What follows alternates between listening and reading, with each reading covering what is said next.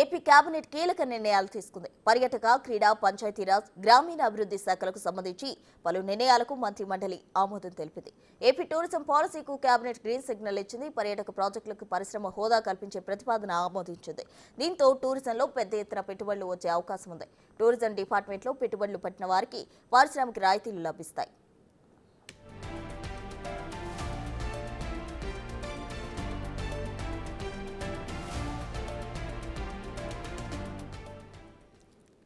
ఆ తర్వాత పంచాయతీరాజ్, గ్రామీణాభివృద్ధి శాఖలో స్థానిక సంస్థల్లోని చైర్మన్ల అవిశ్వాసం పెట్టే అంశంలో కీలక మార్పులు చేసింది.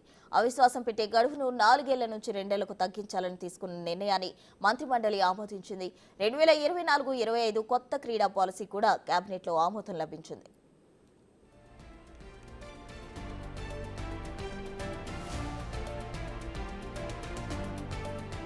కూటమి ప్రభుత్వం అధికారంలోకి వచ్చిన తర్వాత డ్రగ్ కంట్రోల్ చేయడంపై స్పెషల్ ఫోకస్ పెట్టింది. ఇందులో భాగంగా యాంటీ నార్కోటిక్స్ టాస్క్ ఫోర్స్ పేరును ఈగల్ అంటే ఎలైట్ యాంటీ నార్కోటిక్ గ్రూప్ గా మార్చింది. దీనికి సంబంధించిన కేబినెట్ తీర్మానం చేసింది.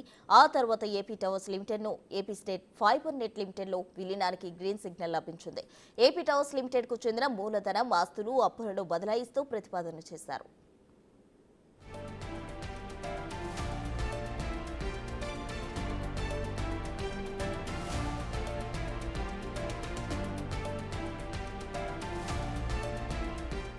కర్నూలులో హైకోర్టు బెంచ్ ఏర్పాటు చేయడానికి ఈ మధ్యవర్గ సమావేశాల్లో కీలక అడుగుపడింది. దీనికి సంబంధించి ప్రతిపాదనలు కేబినెట్ ఆమోదించింది.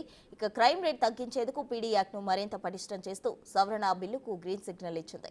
లోకాయుక్త చట్ట సవరణ బిల్లుకు కూడా ఆమోదం లభించింది. లోకాయుక్త నియామకంలో ప్రతిపక్ష నేత లేనప్పుడు ఏం చేయాలని దానిపై మంత్రులు చర్చించారు. పార్లమెంట్లో అనుసరించిన విధానం కొనసాగించాలని చివరకు నిర్ణయించారు. ప్రస్తుతం ఏపీ అసెంబ్లీలో ప్రతిపక్ష హోదా కలిగిన నేత లేకపోవడంతో ఈ నిర్ణయానికి వచ్చారు.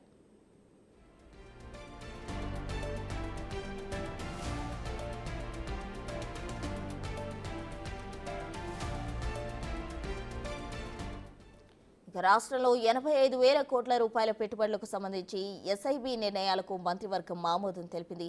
రీసెంట్ గా అమరావతిలోని నిర్మాణాలకు సంబంధించి సాంకేతిక కమిటీ ఓ రిపోర్ట్ ఇచ్చింది. పాత టెండర్లకు గడువు ముగియడంతో కొత్తగా టెండర్లు పిలవడానికి పలు ప్రతిపాదనలు చేసింది. ఈ ప్రతిపాదనలకు కూడా కేబినెట్ ఆమోదం లభించింది.